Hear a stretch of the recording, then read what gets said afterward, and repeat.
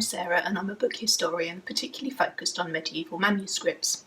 I'm very interested in the process of the actual making of manuscripts, looking at the book as a physical object and breaking down all the individual separate stages that went into making the manuscript whole.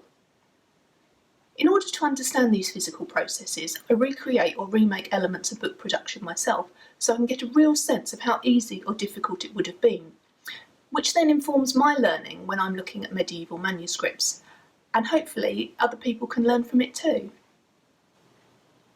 Okay, so I'm going to be recreating one of the first stages of manuscript production, preparing parchment, which will then be cut into folios and written on. So this here is a parchment frame used in the medieval period for stretching out animal skin for parchment or leather. This is Leoba. I'm not even going to bother trying to edit her out because I'm sure she will be making frequent appearances throughout, so we'll just have to work around her. Okay, so this is the parchment frame. Once the animal had been killed or flayed, the skin would be thoroughly rinsed and soaked in a lime bath for a few days to allow the hair to be removed easily. Once all the hair and the yucky stuff was scraped off, the skin would be attached to a frame like this and pegged out to stretch it taut. As you can see, it's quite a simple design, 4 lengths of wood attached together with holes drilled around the frame to accommodate these wooden pegs, or dowels.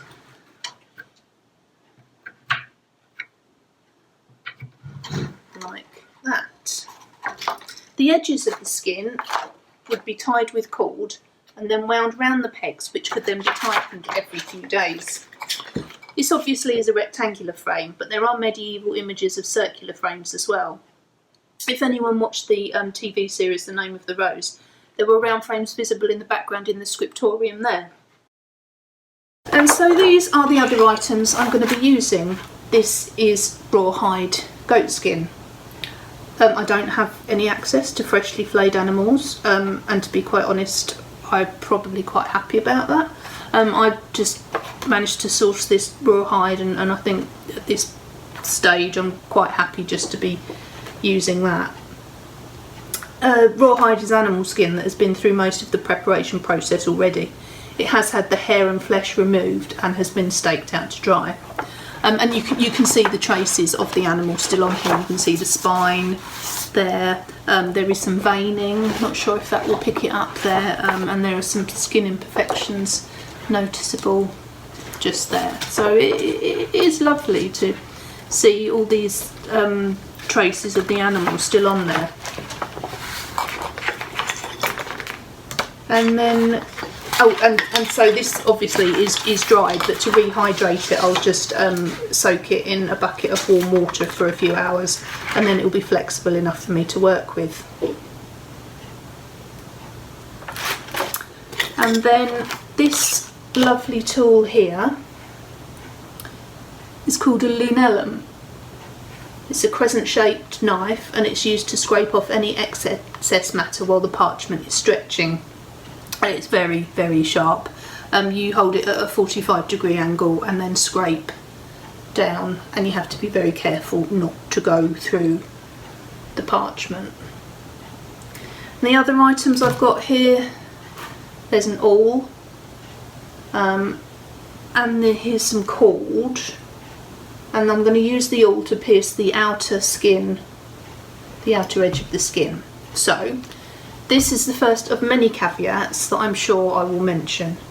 Traditionally, you should use small stones or pebbles, and then the stones are pushed through around the edge of the skin. Cord is tied around the stone at one end and attached to the wooden peg at the other end. Here's a short video of one I made earlier using material just to practice. You can see how the string is tied around the pebble and then wound round the pegs, which can be turned to increase the tension. However, when I tried to do this with using the traditional method with some actual real goat skin a few weeks ago, it didn't work.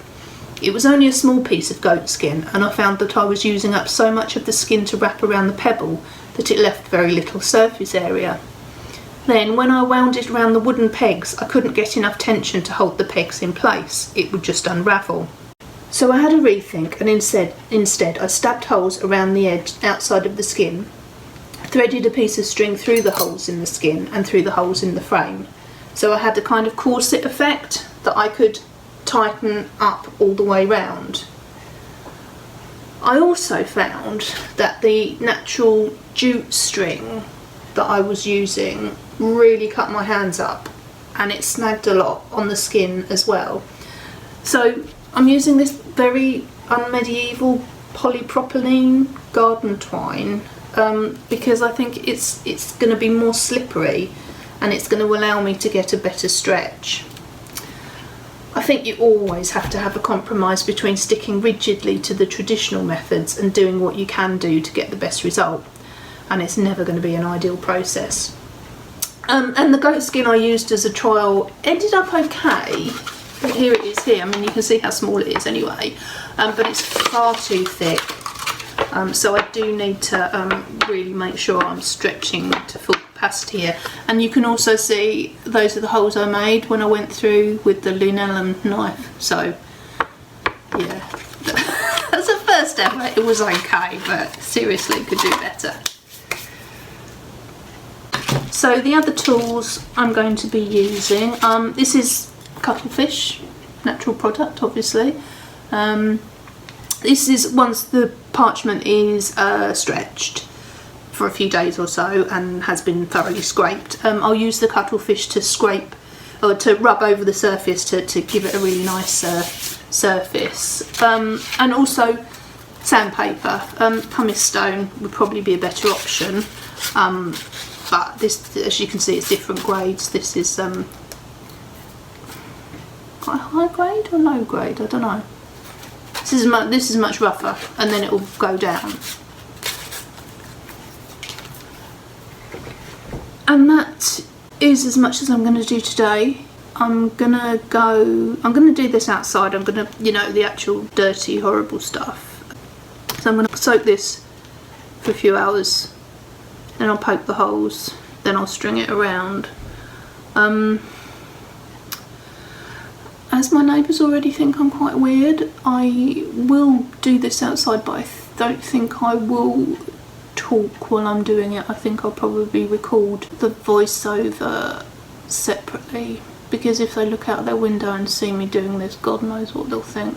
So yeah, okay, so yeah, that's enough to get us going, I think, and the next step will be to actually get it strung up.